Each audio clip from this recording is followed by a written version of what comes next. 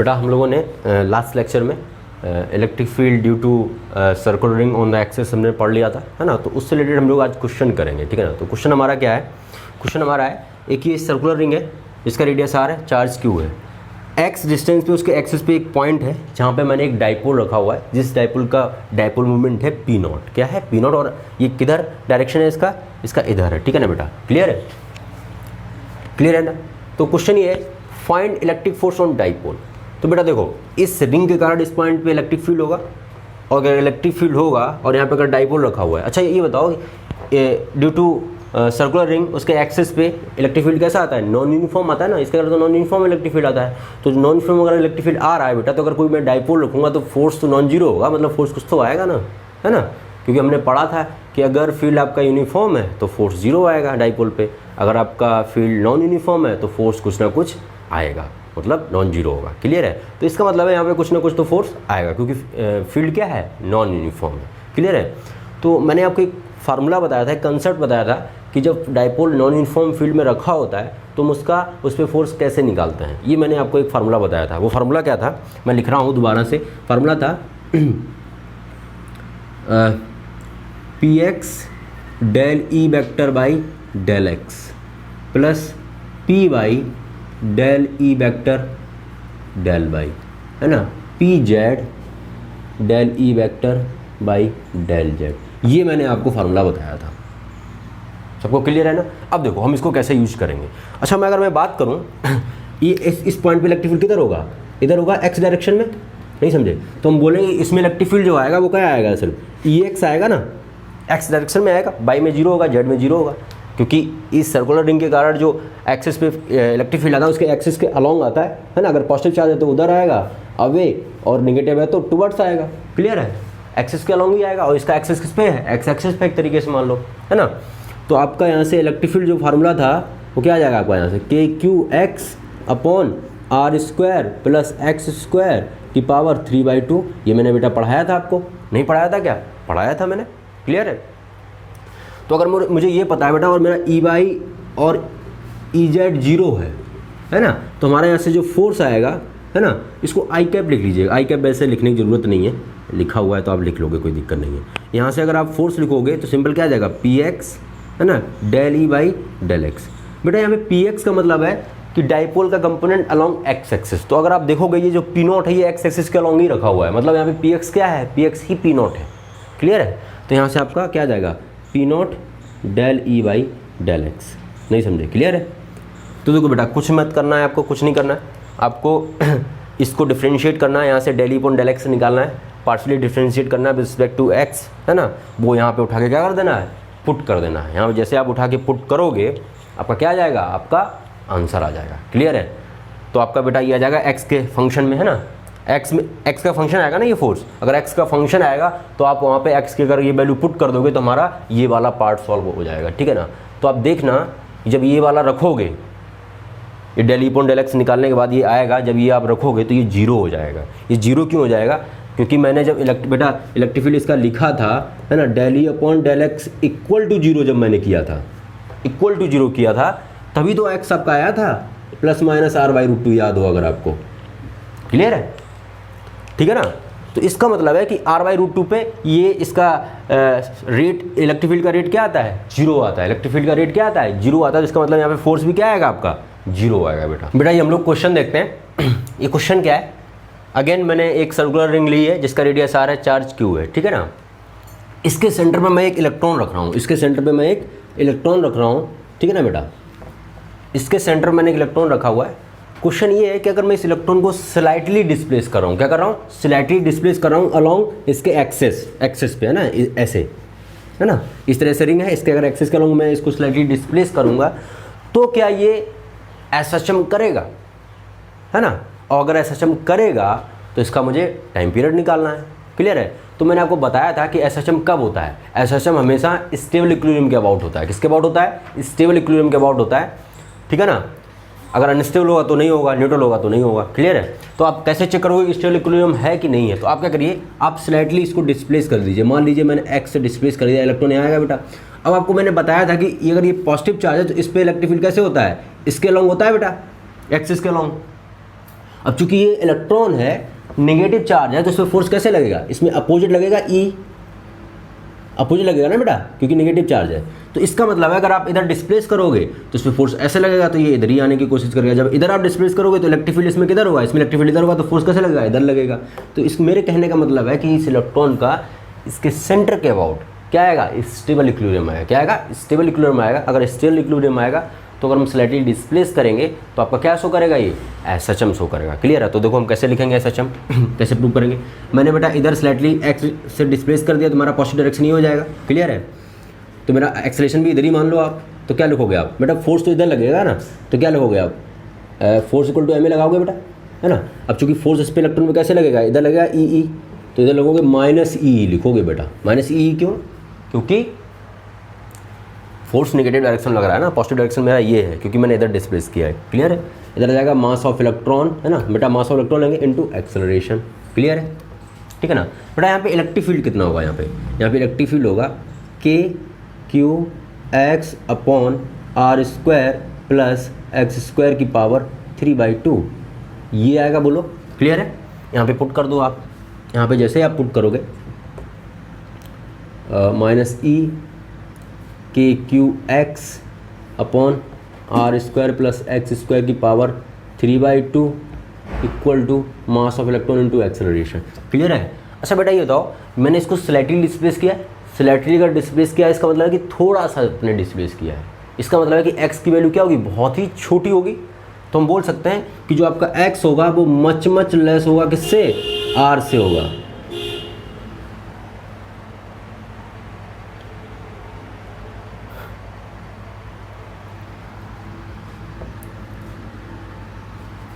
Clear है बेटा, ठीक है ना। तो हम बोल सकते हैं कि जो ये x² है बेटा, x अगर मच लेस r से है तो x² और आपका मच लेस होगा r² से। तो इसका मतलब है कि आप r² प्लस x² को अप्रोक्सीमेटली कितना लिख सकते हैं, r² लिख सकते हैं। क्लियर है यहाँ तक। तो देखो बेटा, इसको आप यहाँ पे लिख लीजिए -KQ(x) अपॉन r² की power 3/2 equal to mass of electron into acceleration. Clear है। तो देखो बेटा ये ऐसे कैंसिल हो जाएगा ना, तो r³ बचेगा नीचे, -e KQ(x) upon r³ equal to mass of electron into acceleration. Clear है। तो इसको आप ऐसे लिखिए, acceleration equal to minus EKQ, है ना, upon me r³ into x। बेटा SHM का जनरल इक्वेशन क्या होता है, ये होता है ना, इस तरीके से। तो अगर मैं इससे कंपेयर करूंगा तो यहाँ से मेरा क्या निकल जाएगा, ओमेगा निकल जाएगा, और मेरा ओमेगा आएगा बेटा यहाँ से कितना, ओमेगा जाएगा √E KQ, है ना, अपॉन me r³, ये आ जाएगा बेटा। क्लियर है। तो यहाँ से आपका टाइम पीरियड क्या आ जाएगा, यहाँ से आपका टाइम पीरियड हो जाएगा 2π/ω। क्लियर है। तो आपका यहाँ से टाइम पीरियड आ जाएगा बेटा 2π me r³ अंडर रूट में अपॉन E KQ। इस तरीके से आपका इसका क्या निकल जाएगा, इसका आप टाइम पीरियड निकल जाएगा जो इलेक्ट्रॉन जो कि SHM करेगा। क्लियर है। तो ये बहुत ही सिंपल क्वेश्चन है, आपसे पूछ दिया जाता है हर जगह, है ना, बोर्ड में भी पूछा जा सकता है ये क्वेश्चन, ठीक है ना। तो इसका आप लैंग्वेज लिखना चाहें आप लिख सकते हैं कि क्वेश्चन का लैंग्वेज क्या है ना। मैंने डायरेक्ट आपको समझा दिया कि क्या गिवन है और क्या पूछा गया है, उसके बेसिस पे आप लिख लीजिए इसको। क्लियर है। सो आई थिंक आपको ये समझ में आ गया होगा बेटा, है ना। इसको जल्दी से नोट करिए, फिर हम लोग आगे देखते हैं। बेटा हमारा ये एक नया क्वेश्चन है ना, ये भी क्वेश्चन आप बहुत जगह देखोगे, अच्छी जगह, है ना। इसको भी मैं करवा देता हूँ। ये आपका रिंग है, ये क्या है, ये रिंग है ऐसे, है ना, इसका रेडियस r है, चार्ज q है, ठीक है ना। एक लॉन्ग डिस्टेंस से बोले तो इन्फानाइट डिस्टेंस से एक चार्ज पार्टिकल को फेंका जा रहा है टुवर्ड्स रिंग, ठीक है ना, टुवर्ड्स रिंग फेंका जा रहा है, जिसका मास m है एंड चार्ज q है, स्मॉल q। क्लियर है। अब देखो होगा क्या, इसको फेंकना क्यों पड़ेगा, क्योंकि इस पर भी पॉजिटिव चार्ज, इस पर भी पॉजिटिव चार्ज है। अगर आप ऐसे रखोगे तो ये रिपेल करेगा ना इसको, तो ये चला जाएगा उधर, तो कुछ ना कुछ एनर्जी से फेंकना पड़ेगा ना इसके पास लाने के लिए। तो क्वेश्चन ये है, find minimum value of V0 such that particle crosses the centre of ring. मतलब कितना इसको मिनिमम वेलोसिटी दे, मिनिमम, मैक्सिमम तो बहुत सारा दे सकते हो, क्रॉस कर ही जाएगा ना, मिनिमम कितना दे ताकि ये इस सेंटर को, जो रिंग का सेंटर है, उसको क्रॉस कर जाए। क्लियर है। क्वेश्चन समझ में आया। तो देखो बेटा होगा क्या, मान लो अगर मिनिमम से अगर आप कम दोगे तो ये कहीं इधर कहीं रुक जाएगा तो ये फोर्स लगाएगा इधर, ये फिर भाग जाएगा। नहीं समझे। अगर मिनिमम से अगर आप थोड़ा सा कम दोगे तो ये इधर कहीं रुकेगा और रुक के फिर वापस चला जाएगा अपनी जगह, क्रॉस नहीं कर पाएगा। तो मुझे क्या करना पड़ेगा, मुझे ये करना पड़ेगा कि हम इतना वेलोसिटी दें ताकि यहाँ पे वेलोसिटी क्या हो आपका, जस्ट जीरो हो। यहाँ पे नहीं समझे, जस्ट जीरो होगा तो जस्ट थोड़ा सा आगे निकलेगा, वो इस साइड क्या करे, इस साइड उसको रिपेल करके इधर भगा देगा, मतलब क्रॉस करवा देगा। नहीं समझे, क्लियर है ना। मतलब मिनिमम के लिए कंडीशन ये होगा कि यहाँ पे जस्ट ये पहुँच जाए। जैसे यहाँ पे जस्ट बेटा इस रिंग पे यहाँ सेंटर पे पहुँचेगा, जस्ट थोड़ा सा आगे निकलेगा, थोड़ा सा आगे, तो जस्ट इसमें क्या इलेक्ट्रिक फील्ड इधर लग रहा होगा, तो इलेक्ट्रिक फील्ड इधर लगेगा तो ये भाग जाएगा ना इधर, मतलब ये क्रॉस कर जाएगा पूरा। क्लियर है ना। तो कंडीशन हमारा ये होगा कि जस्ट यहाँ पे पहुँच जाए मतलब इसका वेलोसिटी क्या हो जाए, इस सेंटर पे इसका जीरो हो जाए। क्लियर है। अब चूंकि इस पूरे सिस्टम में इलेक्ट्रोस्टैटिक फोर्स लग रहे हैं, क्या लग रहे हैं, इलेक्ट्रोस्टैटिक फोर्स लग रहे हैं, मतलब कंजर्वेटिव फोर्स लग रहे हैं, तो मतलब सिस्टम की जो मैकेनिकल एनर्जी होगी वो क्या होगा बेटा, कंजर्व होगा। सिस्टम बोले तो ये पूरा, ये मैं एक सिस्टम मानूंगा बेटा। क्लियर है। तो हम बोल सकते हैं यू इनिशियल प्लस के इनिशियल इक्वल टू क्या होगा आपका, यू फाइनल प्लस के फाइनल। ये बेटा मैकेनिकल एनर्जी कंजर्वेशन प्रिंसिपल वाला इक्वेशन है। क्लियर है। यू इनिशियल की अगर मैं बात करूँ, यू इनिशियल मतलब इलेक्ट्रिक पोटेंशियल एनर्जी, तो इलेक्ट्रिक पोटेंशियल एनर्जी इन दोनों का अगर आप लिखोगे तो कितना आएगा आपका, कितना आएगा, पर जीरो आएगा ना। क्यों, क्योंकि डिस्टेंस क्या है इनके बीच में, इन्फिनाइट है, तो इनिशियल जो पोटेंशियल एनर्जी आएगा वो जीरो आएगा बेटा। ठीक है ना। क्लियर है। अब काइनेटिक एनर्जी की बात, ये तो बेटा फिक्स है आपका। अगर मैं काइनेटिक एनर्जी की बात करूँगा तो सिर्फ इस चार्ज पार्टिकल का काइनेटिक एनर्जी आएगा, that is half M V naught square. Clear है। इक्वल टू बेटा यू फाइनल क्या हो जाएगा, जब यहाँ पे आपका क्यू आ जाएगा तो इसका जो एनर्जी होगा, potential energy, electric potential energy इस चार्ज का इसके सेंटर पे, तो वो होगा, ये होगा क्यू वी, है ना, मतलब चार्ज इनटू इस सेंटर पे पोटेंशियल, और इस सेंटर पे पोटेंशियल क्या होगा इसका रिंग का, के क्यू बाई क्या आएगा आपका, के क्यू बाई आपका आ जाएगा आर। आप ये वाले फार्मूला में रख लीजिएगा, ये जो मैंने फार्मूला बताया था रिंग का, under root R square plus X square, ये मैंने बताया था बेटा फार्मूला, है ना, रिंग के एक्सेस पे। तो इसमें एक्स जीरो कर दीजिएगा, क्यों, क्योंकि सेंटर पे एक्स क्या हो जाएगा, जीरो हो जाएगा, तो के क्यू बाई आर आ जाएगा। तो आप यहाँ पे पुट कर दो, ठीक है ना, कर देना। प्लस बेटा के फाइनल क्या होगा, ये तो रेस्ट पे ही ऑलरेडी, ये यहाँ पे जस्ट कितनी वेलोसिटी से पहुँचेगा, जीरो वेलोसिटी से पहुँचेगा, तो इसका मतलब इसका भी काइनेटिक एनर्जी क्या होगा, जीरो होगा, मतलब टोटल क्या आएगा, जीरो आएगा। क्लियर है। तो आपका यहाँ से half M V naught square Q into K Q by R. Clear है। तो यहाँ से जो आपका वी नॉट आएगा, वी नॉट है ना, वो ऐसे आ जाएगा 2 के क्यू अपॉन एम आर, है ना। क्लियर है। तो यहाँ से जो वी नॉट आएगा बेटा वो आ जाएगा अंडर रूट 2 के क्यू बाई एम आर। ठीक है बेटा। तो अगर आप यहाँ पे वी जीरो मान के चलोगे तभी ये मिनिमम आएगा।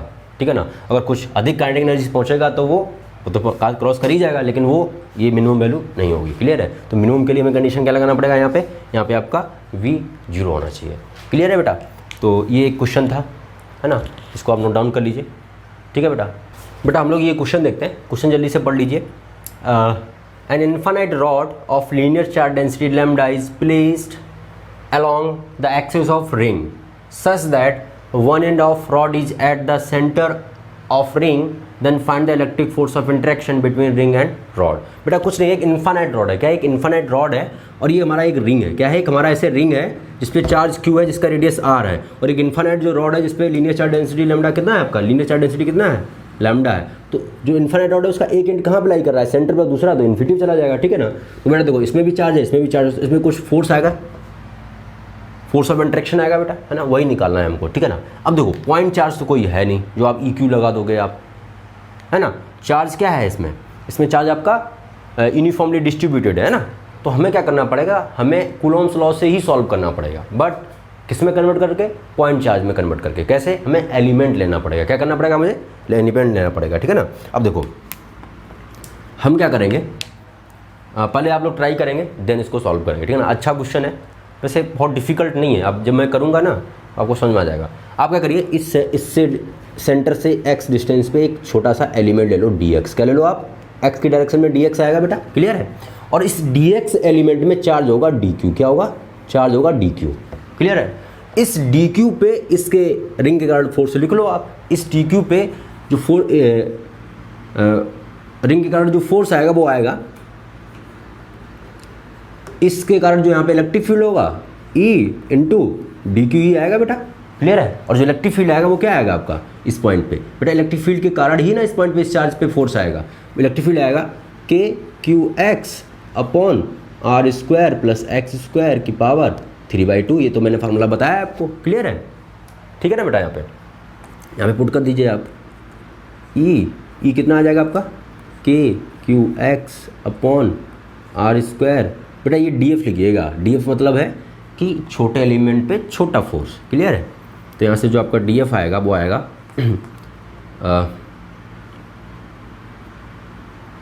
R square plus X square की पावर 3/2 है ना इंटू डी क्यू, क्लियर है। अब बेटा देखो डी क्यू मैं निकाल लेता हूँ। अच्छा मुझे पता है कि लेमडा इक्वल टू क्या होता है, डी क्यू अपॉन क्या होता है आपका डी एल होता है ना। मतलब डी एल एलिमेंट में अगर डी क्यू चार्ज है तो D Q upon D L क्या आएगा, लेमडा आएगा। तो डी क्यू क्या आ जाएगा, डी क्यू आ जाएगा लेमडा डी एल आ जाएगा, क्लियर है यहाँ तक, ठीक है ना। और डी एल यहाँ पे कितना दिया है, डी एक्स दिया है, क्या दिया है, डी एक्स दिया है। तो डी क्यू इक्वल टू आ जाएगा लेमडा डी एक्स। तो यहाँ पे पुट कर दीजिए आप इसकी जगह lambda D X, D F K Q X upon R square plus X square की power 3/2 lambda D X, clear है बेटा। अब ये बेटा वेरिएबल फॉर्म में आ गया, इसको क्या करना पड़ेगा, हमें इंटीग्रेट करना पड़ेगा। क्या करना पड़ेगा आपको, इंटीग्रेट करना पड़ेगा। इसको मैं साफ कर देता हूँ, ठीक है। बहुत ही सिंपल है। आप क्या करिए, इंटीग्रेशन ऑफ डी एफ लिखिए, integration of K Q X D X है ना into lambda upon R square plus X square की पावर क्या आएगा आपका 3/2 आ जाएगा। बेटा कांस्टेंट जो है वो आपका इंटीग्रेशन साइन के बाहर आ जाएगा, क्लियर है। सो क्या आ जाएगा आपका के क्यू लेमडा अपॉन में कुछ नहीं आएगा क्योंकि ये तो बाहर आ नहीं सकता, क्योंकि इसके साथ एक्स भी तो है ना, और एक्स क्या है हमारा वेरिएबल है।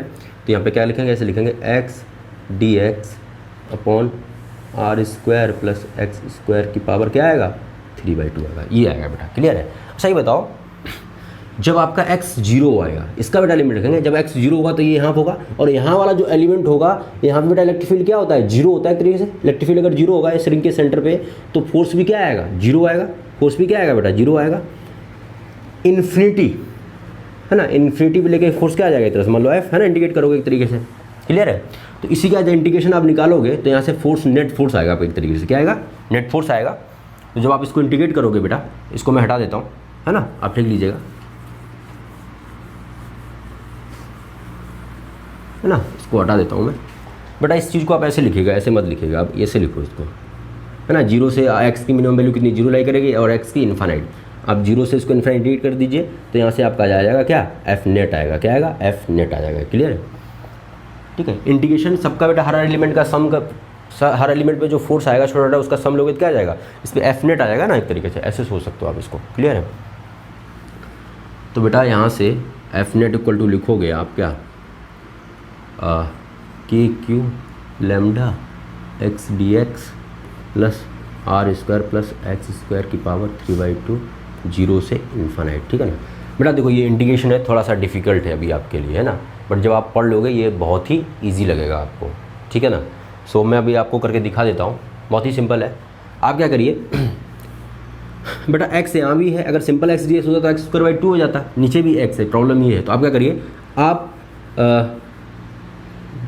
t पुट कर दीजिए किसको, R square plus X square को, क्लियर है। जब इसको आप डिफ्रेंशिएट करोगे x के रिस्पेक्ट में तो ये क्या आ जाएगा आपका, ये आ जाएगा आपका आर स्क्वायर का तो 0 आएगा क्योंकि कांस्टेंट है, प्लस 2x dx आएगा है ना। तो यहाँ से क्या आ जाएगा dt/2 equal to X D X आ जाएगा। हम बेसिकली क्या कर रहे हैं, इसको t में रिड्यूस कर रहे हैं, ठीक है ना। t में रिड्यूस करने से फ़ायदा क्या होगा मैं अभी आपको बताता हूँ। एफ नेट आ जाएगा आपका के क्यू लैम्डा है ना। बेटा एक्स डी एक्स को क्या लिख सकता हूँ मैं, dt/2 लिख सकता हूँ, क्लियर है। और इसको क्या लिख सकता हूँ r, तो r की पावर कितना, सॉरी इसको मैं क्या लिख सकता हूँ बेटा, इसको मैं t लिख सकता हूँ ना, R square plus X square को क्या लिख सकता हूँ मैं, t लिख सकता हूँ, पावर 3/2, ठीक है ना। तो यहाँ से बेटा इसका लिमिट भी आप चेंज कर सकते हो, वैसे लिमिट ना चेंज करो आप इसको ऐसे लिखिए, एफ नेट के क्यू लैम्डा है ना, 2 बेटा बाहर ले लो। तो इसका जो इंटीग्रेशन आएगा वो आएगा -3/2 + 1 अपॉन -3/2 + 1, ये आ जाएगा इंटीग्रेशन, ठीक है ना। इसको बेटा लिख लीजिएगा आप, क्लियर है, ठीक है ना। तो यहाँ से आपका क्या आ जाएगा बेटा, -3/2 बेटा जो आएगा है ना, और +1 वो कितना आ जाएगा आपका, -1/2 आएगा है ना। यहाँ पे क्या आ जाएगा आपका, यहाँ पे आपका -1/2 आ जाएगा, -1/2 और -1/2 बेटा ये कैंसिल हो जाएगा एक तरीके से है ना, क्लियर है। तो ये आपका आ जाएगा क्या, ये आ जाएगा के क्यू लैम्बडा, है ना, माइनस ऑफ, है ना, ऊपर भी -1/2 आएगा ना बेटा, तो नीचे आ जाएगा √2 में, √2t आ जाएगा एक तरीके से, क्योंकि t की पावर ऊपर -1/2 आएगा, नीचे लाएंगे क्या आएगा, √2t आ जाएगा। क्लियर है। यहाँ से आप क्या कर दो, 0 से इसको इन्फानाइट इंटीग्रेट करो। कहाँ से करो इंटीग्रेट, 0 से इन्फानाइट। क्लियर है। तो अभी आप 0 से इन्फानाइट इसमें लिमिट नहीं पुट करोगे। क्यों नहीं पुट करोगे लिमिट, क्योंकि जो 0 से इन्फिनिटी जो लिमिट है वो x की लिमिट है। किसकी लिमिट है, x की लिमिट है, t की लिमिट नहीं है। तो हमें क्या करना पड़ेगा, इस t को जो मैंने ये पुट किया था r² + x², ठीक है ना, उस t की वैल्यू को हमें ये पुट करना पड़ेगा, ये है ना। तो आप इसको पुट कर लीजिए यहाँ से, k q lambda minus √r² + x²। Clear है बेटा। माइनस साइन बाहर ले लो, 0 से इन्फिनिटी। अब इसका लिमिट बेटा, ये जो लिमिट है ये किसका है, x का है, माइनस के क्यू लैम्बडा, है ना। अब ये जाएगा √r² + x², है ना, 0 से इन्फिनिटी। ठीक है ना। अब मैं इसका लिमिट रखूँगा बेटा, अब मैं इसका लिमिट रखूँगा के क्यू लैम्बडा। तो देखो जब आप इन्फानाइट रखोगे तो ये नीचे इन्फानाइट बनेगा, और नीचे अगर इन्फानाइट बनेगा तो ये 0 हो जाएगा। तो लिखेंगे, है ना, माइनस साइन बेटा बाहर लिए थे ना हम, ये माइनस साइन बाहर, तो जब मैं इन्फानाइट रखूँगा तो ये 0 आएगा। माइनस जब बेटा आप 0 रखोगे यहाँ पे x की वैल्यू, तो ये √r² आएगा। √r² कितना हो जाएगा, r हो जाएगा, मतलब 1/r। क्लियर है।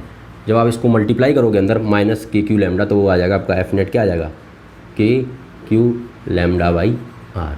ये आपका है आंसर। ठीक है ना। तो देखो ये क्वेश्चन बहुत ज़्यादा सिंपल है, आपको डिफ़िकल्ट लगता है आपको इंटीग्रेशन, ठीक है ना, तो इंटीग्रेशन तो आप पढ़ ही लोगे वैसे भी, है ना। तो ये क्वेश्चन जो है बहुत ही ईजी है, बहुत ही ईजी है। ठीक है ना। क्लियर है।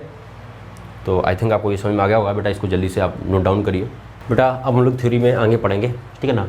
Electric field due to thin finite rod, ठीक है ना, थिन फाइनाइट रॉड मतलब पतली है, और फाइनाइट मतलब इसका लेंथ जो है वो फाइनाइट है, ठीक है ना, इसके कारण बेटा। ठीक है ना। तो अगर कोई रॉड होगा बेटा थिन, तो वो लीनियर, उस पर क्या होगा आपका लीनियर चार्ज होगा, ठीक है ना। तो मैंने आपको इसमें दिखाया हुआ कि ये एक थिन रॉड है जो कि फाइनाइट है, ठीक है ना। क्लियर है। और इस पर जो लीनियर चार्ज डेंसिटी है वो आपका क्या है, वो आपका लैम्बडा है, ठीक है ना। क्लियर है। कहीं से भी किसी पॉइंट के सामने d डिस्टेंस पे p पॉइंट पे मुझे इस रॉड के कारण क्या निकालना है, इलेक्ट्रिक फील्ड निकालना है। क्या निकालना है, इलेक्ट्रिक फील्ड निकालना है। तो मैंने इसको ऐसे देखो दिखाया है कि मान लो इससे ऐसे सीधे d डिस्टेंस पे ये p पॉइंट है, और इस पॉइंट p पे ये वाला जो एंड है वो ये रेफरेंस लाइन से बीटा एंगल बना रहा है, और इस एंड से इस रेफरेंस लाइन के साथ क्या बना रहा है, अल्फा एंगल बना रहा है। क्लियर है। ठीक है बेटा। तो मैं एक चीज़ आपको बता दूँ कि जो फाइनाइट रॉड के कारण जो इलेक्ट्रिक फील्ड होती है वो आपके सिलेबस में नहीं है, बोले तो बोर्ड में, ठीक है ना, बोर्ड में CBSE में नहीं है। क्लियर है। सो डेरिवेशन का कोई टेंशन नहीं लेना है ना। डेरिवेशन मैं आपको बताऊंगा, बट डेरिवेशन इतना डेंजर आपको लगेगा तो आपको डरने की ज़रूरत नहीं है ना, कि अगर आपको बहुत ख़तरनाक लग रहा है तो आपको डरने की ज़रूरत नहीं है, क्योंकि वो CBSE में नहीं है। आपको रिजल्ट मेन इंपॉर्टेंट है आपके लिए, ठीक है ना। रिजल्ट अगर पता है तो क्वेश्चन आपके कंपटीशन के बन जाएंगे। क्लियर है। तो देखो बेटा हमने क्या किया हमने बोला कि यहाँ से एक d डिस्टेंस पे p पॉइंट है, इस पॉइंट पे इस रॉड के कारण मुझे इलेक्ट्रिक फील्ड निकालना है। तो मैंने इसको ऐसे डिफाइन किया कि मान लो ये रेफरेंस लाइन है, यहाँ से इस एंड से बीटा एंगल बना रहा है, यहाँ से अल्फा एंगल बना रहा है, ठीक है ना। तो बेटा मैंने इसमें 2 कंपोनेंट में इलेक्ट्रिक फील्ड लिखी हुई है। एक मैंने यहाँ पे नेट इलेक्ट्रिक फील्ड का कंपोनेंट इधर दिखाया हुआ है जो कि रॉड के परपेंडिकुलर है, तो इसे मैंने ई परपेंडिकुलर बोला है। क्या मैंने बोला है इसको, ई परपेंडिकुलर बोला है, ठीक है ना बेटा। मैंने क्या बोला, ई परपेंडिकुलर। और एक मैंने इधर कंपोनेंट दिखाया है, ये मैंने बोला है ई पैरेलल। क्या बताया है, ई पैरेलल, ठीक है ना। तो जाहिर सी बात है कि पी पॉइंट पे जो नेट इलेक्ट्रिक फील्ड आएगा इन दोनों का रिजल्टेंट आएगा। अब चूंकि ये 90 डिग्री पे है तो जो ई पी आएगा that is net electric field at P, वो आएगा √E perpendicular square plus E parallel square. नहीं समझे, ये आएगा बेटा। अब मेरा मेन मोटिव है कि ई परपेंडिकुलर ई पैरेलल हम निकालेंगे कैसे, ई परपेंडिकुलर और ई पैरेलल हम निकालेंगे कैसे। तो मैं आपको फार्मूला बता रहा हूँ, ठीक है ना। जो मैं फार्मूला बताऊँगा उसी फॉर्मेट में आपको याद रखना है, उसी फॉर्मेट में। आपको कहीं और बाहर से कहीं कॉपी नहीं करना है। अगर आपने बाहर कॉपी किया तो जो मैं इधर बताऊंगा तो आप कंफ्यूज हो जाएंगे, ठीक है ना। तो जो जिस फॉर्मेट में मैं बता रहा हूँ उसी फॉर्मेट में आपको याद रखना है। ये आपके लिए एक प्रिकॉशन है, ठीक है ना। आप कहीं बाहर से दूसरे टाइप में फॉर्मेट में फार्मूला नहीं लिखोगे, जो मैं बता रहा हूँ वही लिखना है आपको, ठीक है ना। तो मेरा फार्मूला ये है कि जो हमारा ई परपेंडिकुलर आता है सॉल्व करने के बाद मैं करूँगा आगे, k λ/d into sine alpha plus sign beta आता है। क्या आता है? Sine alpha plus sign beta. Clear है? ई जो हमारा पैरेलल आता है वो आता है के लैम्डा बाई डी, ये कॉमन है ना, cos alpha minus cos beta. ठीक है ना? तो सिंपल सी बात है, ये दोनों सेम है। यहाँ पे साइन अल्फ़ा प्लस साइन मतलब सम है साइन में, और यहाँ पे क्या है? डिफरेंस है कॉस में। बट याद रखिएगा cos alpha minus cos beta. ठीक है बेटा? अगर मैंने यहाँ पे cos beta minus cos alpha कर दिया तो हमारा रेफरेंस जो हो जाएगा ई पैरेलल का वो ऊपर हो जाएगा। याद रखिएगा आप, अगर मैं ये फार्मूला ई पैरेलल लिख रहा हूँ तो इस डायरेक्शन के हिसाब से लिख रहा हूँ, मैंने डाउनवर्ड लिया हुआ है। ठीक है ना? तो जब हम क्वेश्चन सॉल्व करेंगे और ई पैरेलल मेरा अगर नेगेटिव आ गया तो मेरा रेफरेंस ये किसके हिसाब से है? ये इसके हिसाब से है। तो अगर मेरा ये नेगेटिव आ जाएगा तो हम क्या मानेंगे? ऊपर मानेंगे। क्लियर है? मतलब अगर नीचे है तो नीचे के हिसाब से ये फार्मूला आएगा। अगर मैं इसको ई पैरेलल ऊपर कर दूंगा तो मेरा cos beta minus cos alpha हो जाएगा। ये चीज़ याद रखिएगा आप। ठीक है ना? तो ये दो फार्मूले जो हैं ये सब लोग याद रखेंगे बेटा। ठीक है ना? क्लियर है? इसका डेरिवेशन कैसे आता है ये हम लोग बात कर लेंगे, बट अभी फ़िलहाल के लिए आपको क्या करना है? आपको ये फार्मूले याद रखना है। याद क्या रखना है बेटा? ई परपेंडिकुलर ऐसे होता है। ठीक है? अगर पॉजिटिव चार्ज अगर नेगेटिव होगा तो इधर आ जाएगा, नो डाउट, है ना? क्लियर है? ठीक है बेटा? अब देखो ये आपका निकल गया यहाँ से, ई पैरेलल ई परपेंडिकुलर मैंने आपको बता दिया। क्लियर है? इसको आप जल्दी से नोट डाउन कर लीजिए और इसको याद रखेंगे। क्या करेंगे? इसको याद रखेंगे। ठीक है ना? अब हम लोग इस पर क्वेश्चन करने वाले हैं। ठीक है ना? इनको हम कैसे यूज करते हैं वहाँ से आपको पता चलेगा। क्लियर है? नोट डाउन करिए जल्दी से। अब बेटा हम लोग कुछ क्वेश्चंस देख लेते हैं उसी फार्मूला पे बेस्ड, है ना? तो क्वेश्चन है find electric field due to infinite और long wire at a distance D, है ना? डी डिस्टेंस में निकालना है बेटा। ठीक है ना? तो लॉन्ग वायर या फिर लॉन्ग इन्फानाइट वायर, है ना बेटा? लॉन्ग कब बोलेंगे? जैसे मान लो ये लेंथ एल है ना, और ये यहाँ पे मान लो डी डिस्टेंस है। अगर ये डी डिस्टेंस मच लेस है तो ये हमारे लिए कैसे बिहेव करेगा? लॉन्ग वायर की तरह बिहेव करेगा, इन्फानाइट वायर की तरह बिहेव करेगा। ठीक है ना? ये कंडीशन याद रखिएगा आप। क्लियर है? तो देखो बेटा हम क्या करेंगे, हम वही फार्मूला लगाएंगे कि इधर हमारा क्या होगा? ई वैसे ही बना देना जैसे फार्मूला बना था, ई परपेंडिकुलर, और इधर क्या आएगा आपका? ई पैरेलल आएगा। ठीक है ना? E perpendicular and E parallel मैं निकालूंगा और ई नेट में कैसे आ जाएगा? ई नेट आ जाएगा अंडर रूट ई परपेंडिकुलर का स्क्वायर प्लस ई पैरेलल का स्क्वायर, ये आ जाएगा मेरा। ठीक है ना? इस तरीके से आएगा बेटा, हमने पढ़ा है अभी। तो सबसे पहले हम निकालते हैं ई परपेंडिकुलर। ई परपेंडिकुलर का फार्मूला होता था बेटा के, बेटा ये लैम्डा गिवन है आपको, के लैम्डा बाई डी, है ना, into sine alpha plus sign beta, ये था मेरा फार्मूला। ठीक है ना? अल्फ़ा बीटा क्या था बेटा? अल्फ़ा बीटा था कि अगर मैं इस वाले एंड से इस पॉइंट को मिलाएंगे, इस वाले एंड से इस वाले पॉइंट से मिलाएंगे तो हमारा अल्फ़ा एंगल बनेगा, और इस वाले पॉइंट से इस वाले एंड से इस पॉइंट को मिलाएंगे तो हमारा किससे इससे इस लाइन से क्या बनेगा? बीटा एंगल बनेगा हमारा। ये था। क्लियर है? तो देखो बेटा अगर ये इन्फानाइट है, क्या है? इन्फानाइट है, और अगर इससे मैं मिलाऊंगा, ठीक है ना, तो सिंपल सी बात है ये बेटा अगर बहुत दूर होगा तो ये ऐसे पैरेलल होगा। क्या होगा? पैरेलल होगा। अगर ये इन्फानाइट है, इन्फानाइट वायर है, तो इसका एंड कैसे होगा बेटा? इन्फानाइट डिस्टेंस होगा। तो इन्फानाइट डिस्टेंस कहाँ मिलेगा जाके? पैरेलल लाइन आएगा ना बेटा। ये ऐसे लाइन नहीं आएगा, ये कैसे आएगा? ये पैरेलल लाइन आएगा एक तरीके से। ये दो पैरेलल लाइन कहाँ पे मिलेंगी जाके? इन्फानाइट पे मिलेगी जाके। तो इसका मतलब है कि अगर ये बहुत लंबा वायर हो जाएगा बेटा तो ये एंगल कितना हो जाएगा? ये अल्फ़ा आपका 90 डिग्री हो जाएगा। क्या हो जाएगा? 90 डिग्री हो जाएगा। वैसे ऐसे ही बेटा ऊपर जब जाओगे तो ये इन्फानाइट होगा, जैसे आप इन्फिनिटी इसको मिलाओगे तो ये पैरेलल लाइन आएगा। नहीं समझे? तो यहाँ से क्या जाएगा आपका? बीटा भी 90 डिग्री हो जाएगा। तो मेरे कहने का मतलब है कि अगर लॉन्ग इन्फानाइट वायर होगा तो उसमें जो अल्फ़ा बीटा बनेंगे वो 90 बनेंगे। क्यों? क्योंकि जब आप एंड से ऐसे मिलाओगे तो एंड बेटा यहाँ पास में थोड़ा ना, एंड तो इन्फिनिटी पे, तो जब मिलाओगे तो ये पैरेलल लाइन जाएगा ना, और पैरेलल लाइन जाएगा तो एंगल कितना बीटा बनेगा? 90 डिग्री बनेगा। क्या बनेगा आपका? 90 डिग्री बनेगा। और अल्फ़ा भी ऐसे क्या बन जाएगा आपका? 90 डिग्री बन जाएगा। क्लियर है यहाँ से? तो बेटा यहाँ से अल्फ़ा भी 90 है, बीटा भी 90 है, तो यहाँ से आ जाएगा आपका ई परपेंडिकुलर आ जाएगा के lambda by d sine 90 plus sine 90 equal to कितना आ जाएगा? 2k लैम्डा बाई डी आएगा। क्यों? क्योंकि ये 1 plus 1 2k lambda by D आ जाएगा। क्लियर है यहाँ से? अब मैं बात करता हूँ ई परपेंडिकुलर, ई पैरेलल का, सॉरी। तो हमारा ये आ जाएगा क्या? के lambda by D cos alpha minus cos beta. Clear है? अल्फ़ा बीटा मैं ऑलरेडी निकाल चुका हूँ तो मैं यहाँ पे पुट कर दूंगा ई पैरेलल के लैम्डा बाई डी, है ना, कॉस 90 माइनस कॉस 90, है ना। तो ये भी जीरो होता है बेटा, ये भी जीरो होता है, तो ई पैरेलल क्या आ जाएगा? जीरो आ जाएगा बेटा। अगर ई पैरेलल बेटा जीरो आ गया तो इसका मतलब है ई जो नेट आएगा वो किसके बराबर आएगा? परपेंडिकुलर के बराबर आएगा। उसका डायरेक्शन कैसे होगा? ऐसे होगा बेटा, है ना। तो ये हमारा कितना आ जाएगा? ये जाएगा हमारा 2k लैम्डा बाई डी। ठीक है ना? ये हमारा क्या आ जाएगा यहाँ पे आ जाएगा, और इस डायरेक्शन में आएगा ई, वो कितना आएगा 2k लैम्डा बाई डी। बेटा ये रिजल्ट है, ये क्या है, ये रिजल्ट है, ये याद रखिएगा, ठीक है ना। ये रिजल्ट है 2k लैम्डा बाई डी आता है, ठीक है ना। किसी कारण लॉन्ग इन्फानाइट वायर के कारण, किसके कारण आता है बेटा, लॉन्ग इन्फानाइट वायर के कारण आता है 2k lambda by D electric field. Clear है बेटा। इसका हम लोग डेरिवेशन भी पढ़ेंगे जो बोर्ड में, इसका बेटा डेरिवेशन है, इसका उस फाइनाइट का नहीं है, इन्फानाइट का डेरिवेशन है, और इन्फानाइट का डेरिवेशन गॉस लॉ से है। अभी हम लोग नेक्स्ट चैप्टर में पढ़ेंगे, वो एक लाइन में हो जाता है डेरिवेशन, ठीक है ना, बहुत सिंपल तरीके से। तो वो आपका बोर्ड में आ सकता है, वो मैं वहाँ पे पढ़ाऊँगा आपको।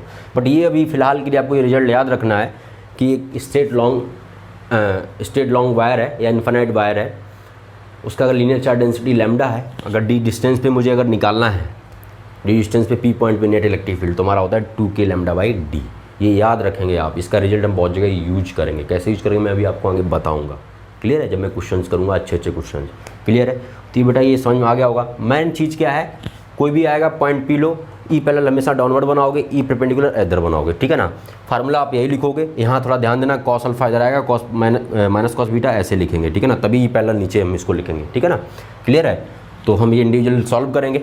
अल्फा बीटा पहले तो बेटा हम अल्फा बीटा निकालने की कोशिश करते हैं ना। अल्फा बीटा निकल गए मेरे, बाकी डिस्टेंस लैम्डा ये सब तो गिवन होगा आपका। क्लियर है, पुट करके हम ई पैरेलल ई परपेंडिकुलर निकाल लेंगे, यहाँ पे पुट करके हम क्या निकाल लेंगे, ई नेट निकाल लेंगे। क्लियर है एकदम, बहुत ही सिंपल है बेटा, ठीक है ना। तो इसको जल्दी से नोट डाउन करिए आप बेटा। तो बेटा अभी तक हमने क्या देखा, इन्फानाइट वायर के कारण मैंने इलेक्ट्रिक फील्ड देखा, ठीक है। इन्फानाइट वायर क्या होता है बेटा, जिसका दोनों एंड पे कहाँ, दोनों ही एंड वायर के कहाँ पे लाई करें, इन्फानाइट पे लाई करेंगे, ठीक है ना। ये जो क्वेश्चन दिया है इधर देखो, find electric field due to semi infinite wire. तो सेमी इन्फानाइट वायर का मतलब है कि एक जो उसका एंड है वो इन्फानाइट पे लाई करना चाहिए, और एक पॉइंट कहाँ पे लाई करना चाहिए, फाइनाइट पे लाई करना चाहिए, तभी हम उसको क्या बोलेंगे, सेमी इन्फानाइट, ठीक है। अगर दोनों लाई करेंगे तो फुल फाइनाइट होगा वो, है ना। अगर आपका एक फाइनाइट पे और एक इन्फानाइट पे एंड है तो वो क्या हो जाएगा, आपका सेमी इन्फानाइट होगा, ठीक है ना। तो मैं बना देता हूँ, तो मैं इस तरीके से बनाता हूँ बेटा। ये मान लो मेरा एक बार है, ठीक है, ये तो मैं ऐसे दिखा देता हूँ इन्फिनिटी, और ये पॉइंट मैं यहाँ दिखा देता हूँ, तो ये इनफाइनाइट हो गया बेटा, है ना। तो ये पी पॉइंट यहाँ पे है डी डिस्टेंस पे, ठीक है ना। तो ये हमारा जो वायर है एक तरह से क्या हो गया, ये मेरा सेमी इन्फाइनाइट वायर हो गया। क्या हो गया, सेमी इन्फाइनाइट वायर हो गया, क्योंकि ये फाइनाइट पे है, वो एक इन्फिनिटी पे। अगर इसको भी मैं इन्फिनिटी पे कर दूंगा तो ये फुल इन्फाइनाइट वायर हो जाएगा ना। अभी क्या है, ये सेमी इन्फाइनाइट। इस पी पॉइंट पे मुझे निकालना है इलेक्ट्रिक फील्ड, तो वही करेंगे हम पहले फार्मूले के हिसाब से ऐसे दिखा देते हैं, ई परपेंडिकुलर इधर, ई पैरेलल इधर। क्लियर है, ठीक है बेटा। अब हम क्या करेंगे, ई नेट निकालने के लिए हम सिंपल ई परपेंडिकुलर का स्क्वायर प्लस ई पैरेलल का स्क्वायर रूट में कर देंगे, ये हमारा यहाँ से नेट आ जाएगा। क्लियर है। अब मेरा मेन मोटिव होना चाहिए ई पैरेलल और ई परपेंडिकुलर निकालने के लिए। तो ई परपेंडिकुलर पहले मैं कैलकुलेट करता हूँ, आएगा के lambda by d sine alpha plus sign beta, है ना बेटा। क्लियर है। अब मुझे इसमें अल्फ़ा और बीटा निकालना है बेटा, ठीक है ना। अच्छा ये बताओ, मैं इस एंड से अगर मिलाऊंगा तो ये इन्फानाइट पे ही मिलेगा, पैरेलल लाइन जाएगा, नहीं समझे। अगर ये इन्फानाइट है इस एंड पे, तो इस पॉइंट पे ये एंगल कितना बनाएगा, उसका एंड π/2 बनाएगा ना, 90 डिग्री बनाएगा ना। तो इसका मतलब है यहाँ से बीटा कितना आ गया आपका, 90 डिग्री आ गया। क्लियर है। अब बेटा देखो, ये एंड जो है ये जस्ट सामने लाई कर रहा है। अगर मान लो कुछ इधर नीचे लाई कर रहा होता तो कुछ एंगल आता ना। अब इसको जैसे अगर हम कम करते जाएंगे तो एंगल भी कम होता जाएगा, कम करते जाएंगे एंगल भी कम होता जाएगा, नहीं समझे। तो कम होते होते कितना आपका अल्फ़ा हो जाएगा, अल्फ़ा 0 हो जाएगा इसमें, नहीं समझे। मेरे कहने का मतलब ये है, अगर मान लो इसके सामने से अगर कुछ और नीचे वायर होता तो आप ऐसे मिलाते, तो ये आप अल्फ़ा बोलते कि नहीं बोलते, आप अल्फ़ा बोलते। अगर मैं इसको कम करता जाऊँगा इसका लेंथ, तो आपका अल्फ़ा कम होता जाएगा। कम करते करते यहाँ कितना 0 कर देंगे तो अल्फ़ा भी क्या आ जाएगा आपका, 0 हो जाएगा। मतलब ये जो लाइन है इसके पैरेलल आ जाएगा, मतलब अल्फ़ा कितना आ जाएगा, 0 आ जाएगा। तो मतलब बोलेंगे यहाँ पे आपका अल्फ़ा क्या है, यहाँ पे आपका अल्फ़ा 0 होगा। क्लियर है। यहाँ पे आपका अल्फ़ा क्या होगा, 0 होगा। क्लियर है बेटा यहाँ तक, ठीक है। तो इसमें पुट कर दीजिए आप ई पैरेलल के लैम्डा बाई डी, है ना। ये बेटा कंसेप्ट देख लीजिएगा कि ऐसे कम करेंगे जो ये इसके सामने यहाँ पे अल्फ़ा क्या बनेगा, 0 बनेगा, ठीक है ना। कन्फ्यूजन हो जाता है बच्चों को। साइन π/2 माइनस प्लस यहाँ करो साइन 0। क्लियर है। नहीं सॉरी अल्फ़ा हमारा 0 है ना, साइन 0 प्लस साइन बीटा कितना है, साइन π/2 है, ठीक है। क्लियर है। क्लियर है यहाँ तक बेटा। अब देखो यहाँ से आपका जाएगा ई परपेंडिकुलर, बेटा ये 0 हो जाएगा, ये 1 आएगा, है ना। तो ये जाएगा के लैम्डा बाई डी। क्लियर है। ई पैरेलल निकाल लेते हैं। ई पैरेलल जो आएगा वो आएगा के lambda by D cos alpha minus cos beta. Clear है बेटा? अल्फ़ा कितना है? अल्फ़ा आपका 0 है, बीटा आपका 90 है, तो हम इसको ऐसे लिखेंगे के लैम्डा बाई, बेटा यहाँ डी लिख लीजिएगा ना, के लैम्डा बाई डी है ना, कॉस 0 माइनस कॉस 90। ये बेटा 0 होता है, ये 1 होता है ना, तो आप देखोगे ये भी किसके बराबर आ जाएगा? के लैम्डा बाई डी के बराबर आ जाएगा। इसका मतलब है कि E parallel E perpendicular components में क्या होंगे? सेम होंगे। अब चूंकि ये बेटा पॉजिटिव अगर आया है, ये अगर आप पॉजिटिव आया है आपका, अगर ये पॉजिटिव आया है ई पैरेलल, तो मैंने जो माना है डायरेक्शन उसी डायरेक्शन में आएगा इसका, ठीक है ना। तो इसका मतलब है ये पैरेलल भी किधर आएगा? रियलिटी में इधर आएगा। अगर ये माइनस आ जाता तो हमारा पलट जाता डायरेक्शन। क्लियर है? तो हमारा जो ई नेट आएगा, अब चूंकि इन दोनों का मैग्नीट्यूड इक्वल है ना, दैट इज बोल देता हूँ ई नोट क्या है? ई नोट है ना। ई नोट की वैल्यू कितनी है? के लैम्डा बाई डी। तो इसका जो नेट आएगा वो √2 ई नोट आएगा ना बेटा, क्योंकि ई नोट स्क्वायर प्लस ई नोट स्क्वायर क्या हो जाएगा? √2 ई नोट स्क्वायर, और रूट लोगे √2 ई नोट आ जाएगा। तो यहाँ से आपका आ जाएगा √2 टाइम्स के लैम्डा बाई डी। तो यहाँ से ई आ जाएगा बेटा, जो E due to semi infinite wire, वो आपका आएगा √2 के लैम्डा बाई डी। ठीक है, ये चीज़ याद रखेंगे आप लोग, किसकी वजह से? सेमी इनफाइनाइट वायर की वजह से रखोगे। और इसका जो परपेंडिकुलर कंपोनेंट होता है वो इधर होता है, और जो पैरेलल वाला होता है, अगर इधर है आपका इनफाइनाइट तो पैरेलल वाला नीचे होता है। ये भी आप याद रखोगे, ठीक है ना, इसका भी यूज होगा भी आगे। क्लियर है? तो ये बेटा due to semi infinite wire है, ये आप रिजल्ट याद रखेंगे जो मैं लिखवा रहा हूँ, ये आगे हम यूज करेंगे क्वेश्चंस में। ठीक है? ठीक है बेटा, यहाँ तक इसको जल्दी से नोट डाउन करिए आप। आगे एक बहुत ही मस्त क्वेश्चन देखने वाले हैं, डिफरेंट टाइप का क्वेश्चन, मतलब एक अजीब टाइप का क्वेश्चन है वो। तो हम लोग इस क्वेश्चन की बात कर रहे थे, ठीक है ना। क्वेश्चन क्या है? क्वेश्चन ये है कि इसका एंड ये यहाँ पे है, ठीक है ना, यहाँ से इनफाइनाइट, अगर मैं देखूँ कि ये जो है एक तरह से सेमी इनफाइनाइट वायर है। क्या है? एक तरह से सेमी इनफाइनाइट वायर, क्योंकि ये एंड जो है ये फाइनाइट पे है और ये इनफाइनाइट पे है। लेकिन इसमें क्या है? इसमें डी ऐसे कुछ ऐसे इस इधर नहीं दिया है, डी पी पॉइंट जस्ट, है ना, इधर कहीं नहीं दिया हुआ है। क्या किया है कि यहाँ से वायर खत्म है, लेकिन ऊपर जाके यहाँ से पी पॉइंट दिया हुआ है। तो इस टाइप के क्वेश्चन को हम कैसे सॉल्व करेंगे? ठीक है ना। तो आपको कुछ नहीं करना है, आपको पहले वैसे ही ड्रॉ करना है। यहाँ पे आपका जाएगा ई परपेंडिकुलर आएगा और इधर ई पैरेलल आएगा। ऐसे ही डिजाइन करना है जैसे मैं बता रहा हूँ आपको, जैसे क्वेश्चन में हमने फार्मूला बताया था वैसे ही आप लिखोगे, ठीक है ना। अब देखो बेटा, मान लो ये अगर यहाँ तक वायर दिया होता, मान लो अगर यहाँ तक वायर दिया होता, मान लो यहाँ तक वायर दिया होता यहाँ तक, ठीक है ना, ये डी मान लो, तो आप क्या करते? ये यहाँ से एंड मिलाते, ये आपका बीटा आ जाता है, और ये चूंकि इनफाइनाइट पे है तो ये ऐसे पैरेलल चला जाता है। यहाँ से अल्फा क्या आ जाता है आपका? अल्फा आपका π/2 ही आता। नहीं समझे? क्लियर है? अगर ये वायर इस पॉइंट से थोड़ा ऊपर तक होता तो इस एंड से आप मिलाते तो क्या था आपका? ये इस लाइन से ही एंगल देखते हैं बेटा, इस लाइन से जो डी हमारा होता है, तो ये हमारा बीटा एंगल हो जाता। क्लियर है? अब चूंकि ये इनफाइनाइट है तो इधर आप मिलाओगे तो ये क्या आएगा? ये π/2 आएगा अल्फा। क्लियर है? मान लो अगर मैं ये लेंथ कम कर रहा हूँ, तो क्या चेंज होगा? बीटा चेंज होगा। अल्फा पे कोई फ़र्क पड़ेगा? कोई फ़र्क नहीं पड़ेगा, अल्फा पे कोई फ़र्क नहीं पड़ेगा। क्लियर है? और कम करता जा रहा हूँ मैं, और कम कर दिया, बिल्कुल 0 कर दिया, तो यहाँ से बीटा क्या हो जाएगा आपका? बीटा 0 हो जाएगा बेटा। क्लियर है? ठीक है, अल्फा कम होते होते कितना हो गया? 0 हो गया। अगर मैं और कम कर रहा हूँ तो आपका बीटा क्या होगा? अब 0 से बीटा नेगेटिव में आएगा, 0 से बीटा नेगेटिव में आएगा बेटा, ये चीज़ याद रखिएगा। पहले बीटा क्या हुआ आपका? 0 हुआ, फिर 0 से नेगेटिव, बट अल्फा में कोई फर्क नहीं पड़ेगा। क्यों? क्योंकि अल्फा से कैसे आता है? क्योंकि इन्फिनिट वायर है बेटा, इस एंड से अगर मिलाओगे तो ये तो हमेशा पैरेलल ही आएगा, π/2 ही आएगा। क्लियर है? तो यहाँ पर अगर आप देखोगे तो जब ये नीचे वायर आ जाएगा, है ना, और ये रेफरेंस लाइन ये है, तो ये जो बीटा आएगा यहाँ पे नेगेटिव आएगा, और ये अल्फा पूरा होगा। ये अल्फा पूरा कितना आएगा आपका? π/2 आएगा। क्लियर है? क्लियर है ना? तो बेटा इस वाले क्वेश्चन में जो आपका अल्फा है वो तो 90 डिग्री है, नो डाउट, बट जो यहाँ पे बीटा है वो आपका -30 डिग्री है। क्लियर है? क्योंकि ऐसा था बेटा, 0 हुआ, फिर ये कम होकर यहाँ लाइन आएगा तो ये कितना हो जाएगा? ये नेगेटिव हो जाएगा। ठीक है ना? तो इस क्वेश्चन में अल्फा 90 है और बीटा कितना है? -30 है। बेटा ये कंसेप्ट समझ लेना, ये बच्चों को बहुत दिक्कत होता है इस टाइप के क्वेश्चन सॉल्व करने में। कॉन्सेप्ट बहुत सिंपल है ना, कि अल्फा बीटा हम कैसे देखेंगे। क्लियर है यहाँ तक? अब देखो बेटा, हम निकालेंगे ई परपेंडिकुलर आ जाएगा हमारा के लैम्डा बाई डी। बेटा के लैम्डा बाई डी बार बार क्यों लिख रहा हूँ? क्योंकि लैम्डा ले रहा हूँ, डी ले रहा हूँ, इसलिए, है ना। कहीं पे आर दिया होगा, कहीं पे ए दिया होगा, लैम्डा 2 लैम्डा दे सकता है ना, तो उसके हिसाब से आप क्वेश्चन आपको डील करना पड़ेगा, है ना। मैंने क्या माना है? मैंने लैम्डा डी हर जगह सेम मान लिया है। ठीक है? तो यहाँ से आ जाएगा sine alpha plus sign beta, है ना। तो यहाँ से लिखेंगे ई परपेंडिकुलर के लैम्डा बाई डी। ठीक है? तो यहाँ से साइन अल्फ़ा कितना आएगा बेटा? साइन अल्फ़ा साइन 90 मतलब, है ना, प्लस साइन -30। क्लियर है? तो यहाँ से आपका जाएगा ई के लैम्डा बाई डी 1 माइनस 1/2 आएगा, है ना। -30 बेटा साइन -30 कितना होगा, -1/2 होगा। ये 1 होगा, 1 माइनस 1/2 कितना हो जाएगा, 1/2 हो जाएगा, 1/2 हो जाएगा तो ये कितना आ जाएगा, के लैम्डा बाई 2d आ जाएगा। क्लियर है, क्लियर है बेटा। अब यहाँ से मैं निकालूंगा ई पैरेलल। तो ई पैरेलल निकालने के लिए देखो कैसे करेंगे हम। ई पैरेलल जो आएगा वो आएगा के लैम्डा बाई डी, है ना, cos alpha minus cos beta करोगे ना आप। क्लियर है, यही फार्मूला होता है मेरा।